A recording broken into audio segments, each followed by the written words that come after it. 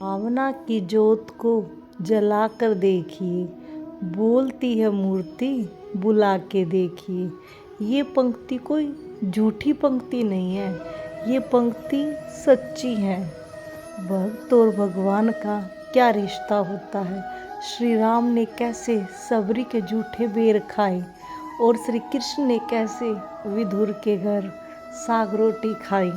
श्री कृष्ण ने कैसे अपने सखा सुदामा के कच्चे चावल खाए। इन सब बातों को मैं इस प्रसंग के द्वारा समझाना चाहती हूँ। प्रसंग को ध्यान से सुनना। हरे कृष्णा दोस्तों, राधे राधे। आशा करती हूँ सब खुश होंगे। एक महिला थी जो वृंदावन की रहने वाली थी, जो बचपन से ही बांके बिहारी मंदिर में प्रतिदिन जाती थी। ऐसे ही धीरे धीरे समय बीतता गया। वह लड़की बड़ी हुई, शादी हुई, बच्चे हुए, बच्चों की भी शादी हुई, लेकिन वृंदावन बांके बिहारी के मंदिर में जाना नहीं छोड़ा। ऐसे ही प्रतिदिन जाती रही। लेकिन जब बुढ़ापा आया तब इस महिला को एहसास हुआ कि अब वह बांके बिहारी मंदिर में नहीं आ पाएगी। तो वहाँ पर गोस्वामी से कहा कि मुझे बांके बिहारी की बाल रूप की मूर्ति दे दीजिए। तो गोस्वामी जी ने इन महिला को लड्डू गोपाल का विग्रह हाथ में थमा दिया। तो अब यह महिला लड्डू गोपाल को घर पर ले आई और सुबह शाम अपने लल्ला की तरह इसका पालन पोषण करने लगी और दिन रात अपने लल्ला को नहलाना, सुलाना, खिलाना, पिलाना, यही सब कार्य करती रहती थी। अपने लल्ला का श्रृंगार करके देखती रहती थी कि मेरा लल्ला कैसा दिखाई दे रहा है। कभी कमरे से झांक कर देखती थी कि मेरा लल्ला क्या कर रहा है। लेकिन सब तो सोचते थे कि माँ बुढ़ापे में बावरी हो गई है, लेकिन ऐसा बिल्कुल नहीं था। अब यह महिला अपने लड्डू गोपाल की सेवा का कार्य बहुत अच्छे से कर रही थी। तो अब जन्माष्टमी आ जाती है और दुर्भाग्यवश महिला का सुबह ही स्वास्थ्य बिगड़ जाता है। तो अब यह महिला अपनी बहू को बुलाती है और कहती है कि बेटा सुन, तू मेरे लल्ला को नहलाकर सुंदर सी पोशाक पहना दे, आज जन्माष्टमी है। तो बहू, जो घर के कार्य में बहुत ज़्यादा व्यस्त थी, कहती है कि माँ मुझे बहुत सारे काम हैं, पहले मैं काम निपटा लेती हूँ, फिर आपके लल्ला को नहला दूँगी। तो इस बात पर महिला को गुस्सा आया और कहा, तू सारा दिन कोई भी कार्य करती रहे, मुझे कोई परेशानी नहीं है। इस घर में सबसे पहला कार्य मेरे लल्ला का ही होता आया है और मेरे लल्ला का ही होगा। उसके बाद तो सारा दिन कुछ भी कार्य करना, मुझे कोई भी आपत्ति नहीं है। तो बहू, जो बहुत ज़्यादा काम में व्यस्त थी, गुस्से में आकर कान्हा जी को उठाती है और हाथों से लड्डू गोपाल का विग्रह जमीन पर गिर जाता है। तो अब यह महिला चिल्लाती है कि हाय, ये क्या जुल्म हो गया, ये क्या हुआ, मेरे लल्ला नीचे गिर गए और मेरे लल्ला को बहुत ज़्यादा चोट आई होगी, जाओ कोई डॉक्टर को बुलाओ, जाओ कोई डॉक्टर को बुलाओ। यह महिला ज़ोर ज़ोर से चिल्लाने लग जाती है और बहू घबरा जाती है कि ये मुझसे क्या हो गया। अब तो माँ जी पूरे परिवार को सिर पर उठा लेगी।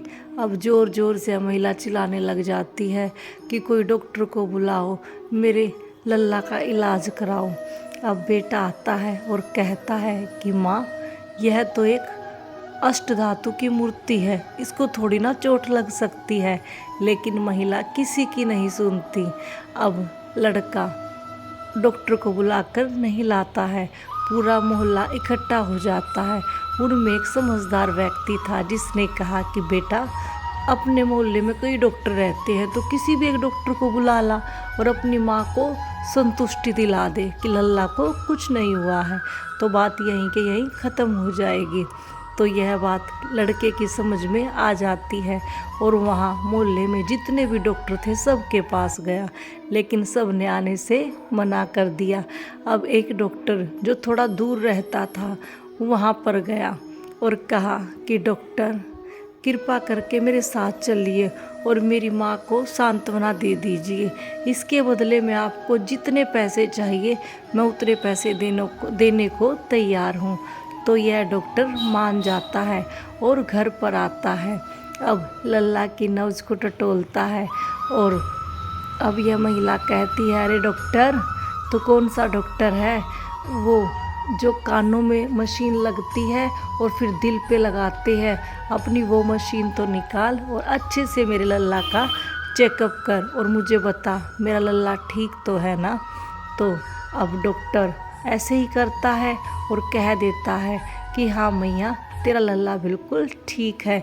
लेकिन बूढ़ी मैया को फिर भी विश्वास नहीं होता।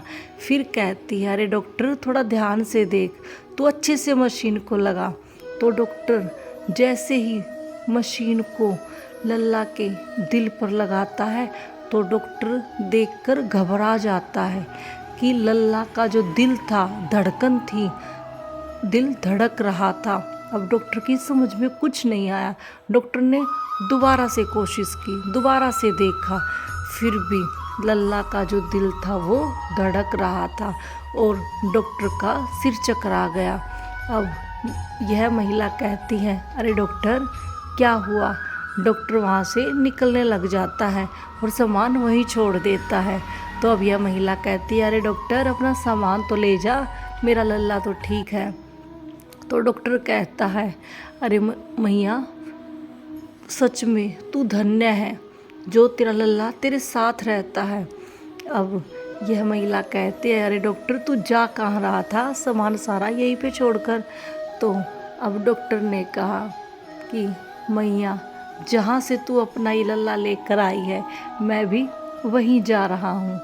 तो बूढ़ी मैया बहुत ही ज़्यादा खुश हो जाती है और डॉक्टर की समझ में आ गया था कि मेरी जो साइंस की पढ़ाई है ये कुछ नहीं है, सब कुछ बाके बिहारी लाल है, जो अपने भक्तों के साथ ऐसी ऐसी लीलाएं करते हैं।